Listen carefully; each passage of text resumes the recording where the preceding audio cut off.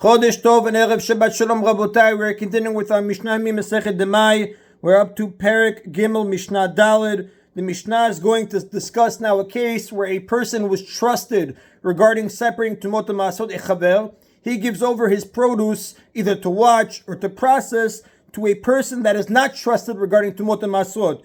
Do I have to be concerned that the produce that I gave to him was exchanged with produce that was not tithed and it was given back to me?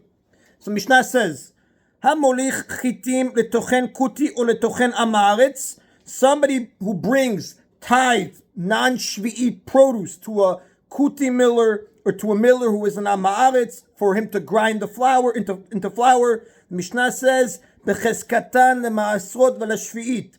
It remains in its original status regarding maasrot and shvi'it, meaning the flour that the miller gave back to the owner is presumed to be the same flour that the owner gave to the miller, which is tithed non-shvi'it flour. And the Rav explains, we are not concerned that they switched it. Why? Because Mefarshim explained, Kutim and Amei are not suspected to take something that's not their own. They don't steal. Therefore, they're careful that each customer should get the same flour that they were given. The Mishnah continues, Demai.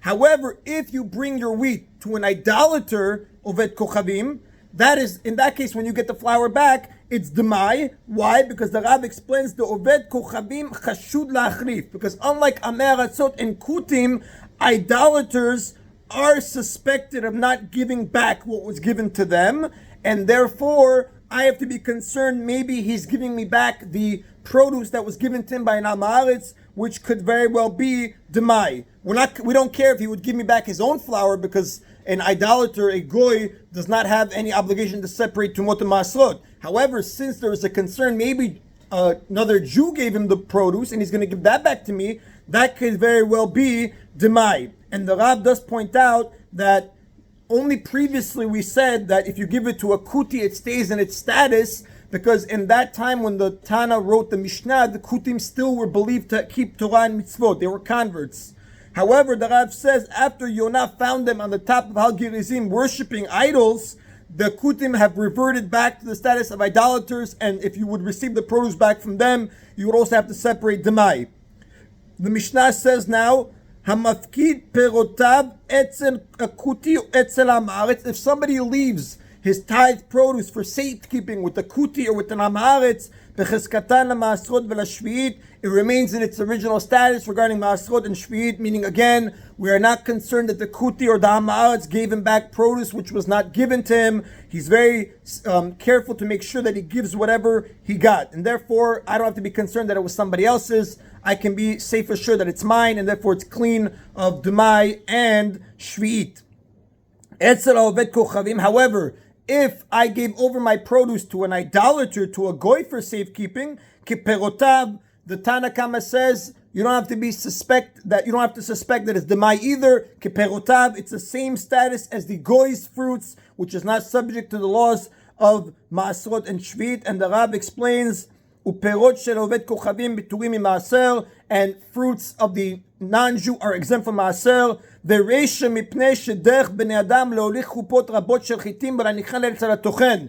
The Rav is bothered by why in the first part of the Mishnah we said when you give over produce to the goy to grind, you have to take demai, you have to separate when you get it back. So the Rav explains, because in that case, it was the custom of many people to send their boxes of grain and put it by the non-Jewish grinder. In that case, we're concerned, maybe he switched your bin of separated grain with a bin of demai grain. Aval perot by fruits leka lemeimar shema chlifan beperot shel Israel el shema chlifan oved krum perotav. By fruits, there's no concern maybe he switched it with another Jews. Rather, the concern is maybe he switched it with his own. And we know that the goy's perots are exempt from tumot and maasrot. Therefore, you don't have to separate anything. However, the Mishnah does say, Rabbi Shimon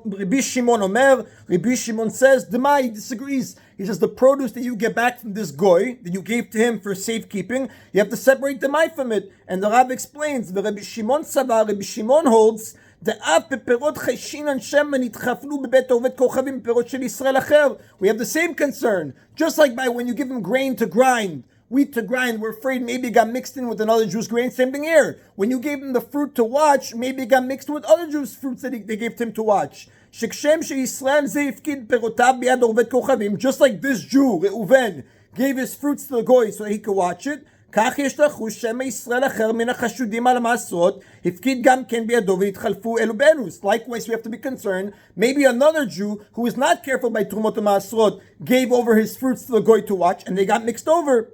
And the Rav says, "Ven halacha ki Rabbi Shimon." The halacha does not follow Rabbi Shimon. Rather, the halacha is when you give over your fruits to a goy to safeguard, to watch. When you get it back, you can assume it's the goy's fruits, and therefore you don't have to separate tumot, and you don't have to be worried about shvi'it.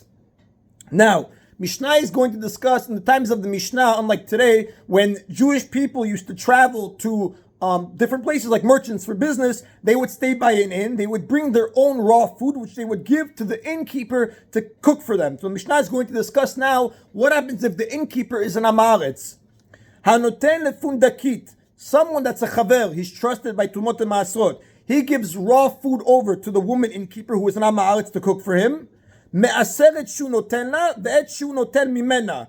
He has to separate that which he gives her, and he has to separate that which he takes back from her, because she's suspected to exchange the food with her own. Therefore, the raw food that you give to her must be tithed, since there is a possibility she might take it and eat it without tithing. And the cooked food that she gives back to you, you also have to separate, because since she's an amaretz, her food has the status of demai. And the Rav explains, we just previously said in the Mishnah that when I give my grain to an amaretz to grind or to watch, when I get it back, I can assume it's my own grain because they don't steal, they don't switch produce. Nevertheless, even though we're talking about an amaretz here, since she's an innkeeper, we do suspect her of switching. Why? שהיא מתכוונת לטובה ונותנת משלה שהוא יותר יפה לחבר ואומרת בליבה.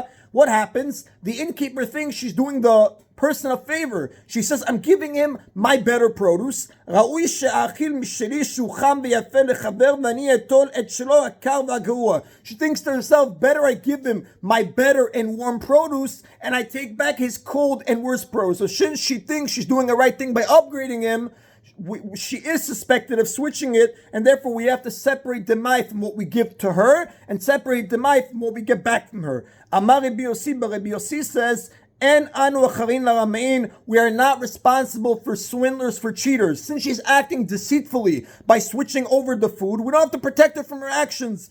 Therefore,